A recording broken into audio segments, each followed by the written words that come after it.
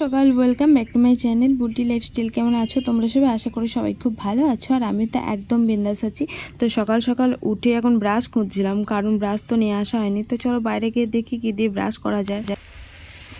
তো আমরা উঠে এখন বেরিয়েছি ওই নিমের দাঁতন খুঁজতে, কারণ ব্রাশ ট্রাশ তো কিছু আনিনি, আর শুধু কলগেট দিয়ে হাত দিয়ে দাঁত মাজা যায় না, তাই আমি খুঁজছি যে কী দিয়ে দাঁতটা মাজা যায়। নিম গাছই তো নেই এদিকে, তাহলে মাজবো কি দিয়ে? কই চলো দেখি যে কী দিয়ে মাজা যায়। কই এখানে পাবো না কিছু, নিম গাছ নেই। আর নাহলে ছাই দিয়ে মাজতে হবে, ছাই দিয়ে তারপর আবার কলগেট দিয়ে হাতে করে মাজতে হবে, কি আর করা যাবে। আর একটু পরেই বেরিয়ে যাবো, কারণ প্রচণ্ড গরমের যুগে বাবারে। কালকে রাতে এসে সমান পরিমাণে গরম গেছে, ঝড় বৃষ্টি হলো তারপরও গরম কম নেই। তো মুখ টুক ধুয়ে চাটা খেয়ে বেরিয়ে যাবো, পরে দেখা করছি তোমাদের সাথে। পেলাম না কিছু। দেখো আবার এসছি, কারণ দাদা বলে দিল যে ওইখানেই আছে, এই গাছের ডালগুলো দিয়ে ভালো দাঁতন করা হয়। নিম গাছ তো পেলাম না, তাই কি করব। সেই কি গাছ এগুলো ঠিক নামটা আমি জানি না, আরও এখন ভাঙছে। এই যে এই পাতাগুলো,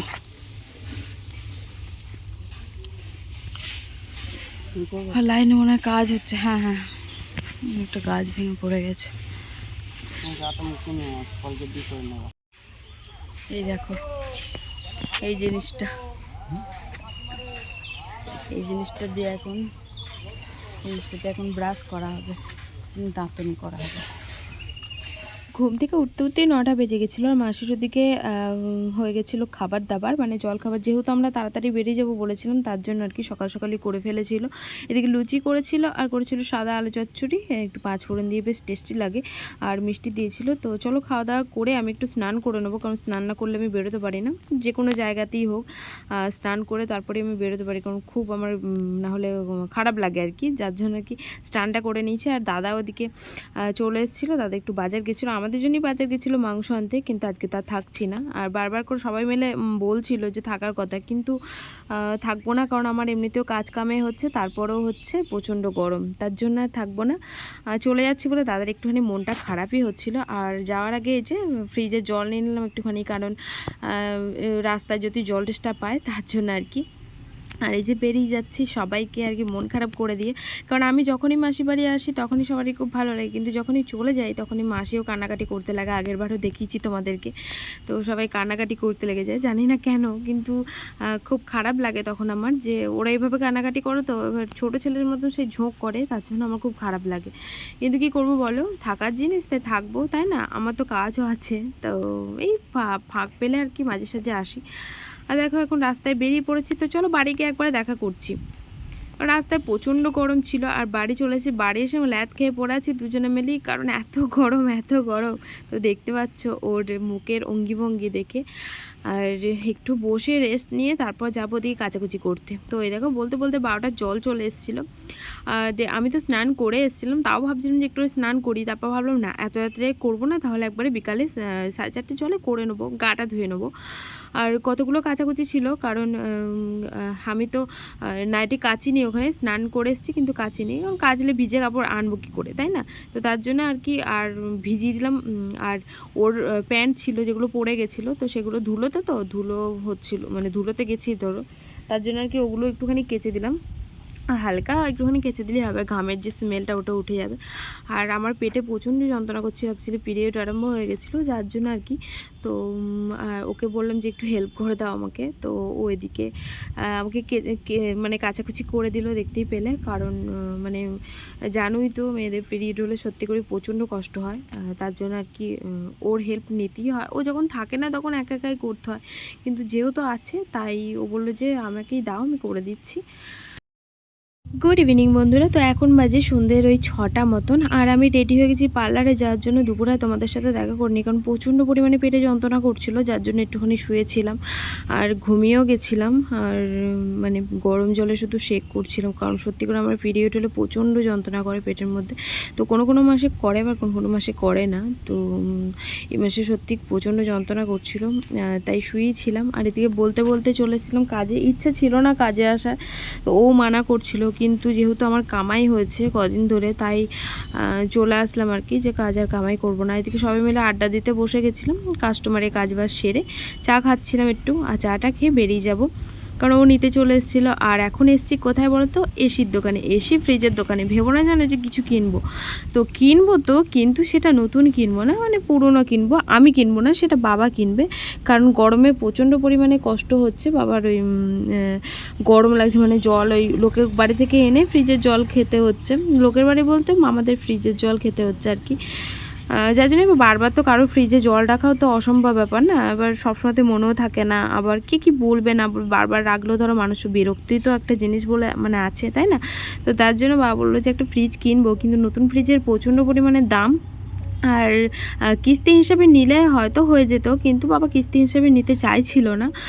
বাবা বলছিল যে পুরনো যদি পাস তাহলে বলিস, নেবো, কারণ পরে না হয় নেবো, ঘরটা আগে কমপ্লিট করি, কারণ এখন তো বারান্দাটা ইনকমপ্লিট হয়ে পড়ে আছে। তো এখন অন্তত আপাতত থাক, তারপর পরে আবার নেওয়া যাবে নতুন।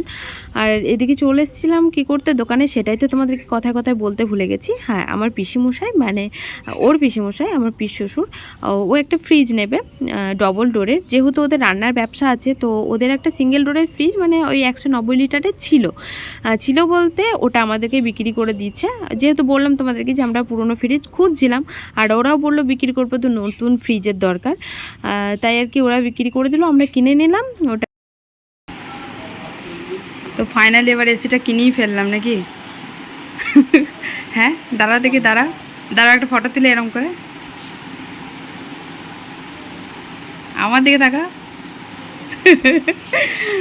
যদি কোনোদিন কিনতে পারি তো তাই আর কি, এখন তো কিনছি না, তাই একটুখানি ক্যাদ মেরে আর কি ফটো নিলাম। আর আলমারিগুলোও কিন্তু সুন্দর লাগছিলো। অ্যাকচুয়ালি যতদিন না ঘর হচ্ছে ততদিন কিছু নেওয়া যায় না, জানো তো, না হলে একটা ঘরের মধ্যে এবার অনেক কিছু জিনিসও হয়ে গেছে ওই ঘরটাতে। আর নিজের বাড়ি হলে বেশ সাজাতে গোছাতে ভালো লাগে, কিন্তু নিজের বাড়ি না হলে না, মানে কি সাজাবো মানুষের লোকের বাড়িতে। আর এই যে ওরা এখন পেমেন্ট কমপ্লিট করছিল, কারণ কিস্তিতেই নেবে ওরাও, ডাউন পেমেন্ট জানি না কত দিতে হচ্ছে, সেগুলো আর কি কমপ্লিট করছিল। আর যেহেতু এই দোকানদারটার সাথে মানে ওর একটুখানি চেনা পরিচয় আছে, তাই আর কি ও বাড়ি এসে খাওয়া দাওয়া করতে বসে গেছিলাম, কারণ অনেকটা লেট হয়ে গেছিলো, 10টা মতন বেজে গেছিলো বাড়ি আসতে।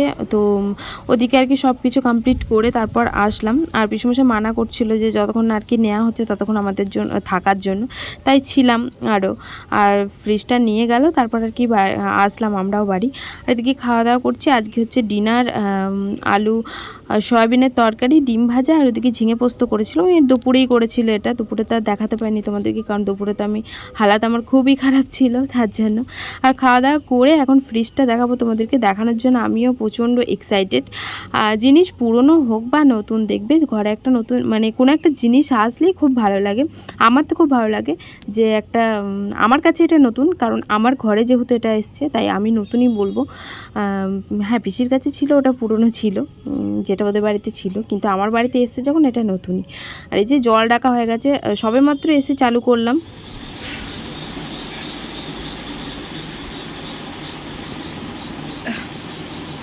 তো তোমাদেরকে দেখালাম ফ্রিজটা। আর জল খাবো বলে বসেছিলাম এতক্ষণ, ঠান্ডা জল, কিন্তু জল আর ঠান্ডা করানো অনেক টাইম লাগবে। হাই করে দিয়েছিলাম, হাইটা এমন সময় করা হলো যখন শোয়ার টাইম, আর ঘুমও পাচ্ছিলো, তাই চলে আসলাম লো করে দিয়ে। আর এখন ঘুমাবো, তো মাথায় তেল দিলাম, মাথায় কালকে একটু শ্যাম্পু করবো। তো চলো আজকের মতন ব্লগটা তাহলে এখানেই এন্ড করছি। ব্লগটা যদি ভালো লাগে অবশ্যই তুমি লাইক কমেন্ট শেয়ার করতে পারো। চ্যানেলটা নতুন হলে প্লিজ চ্যানেল সাবস্ক্রাইব করে দিও। তো চলো টাটা, গুড নাইট, ভালো থেকো সবাই, টাটা।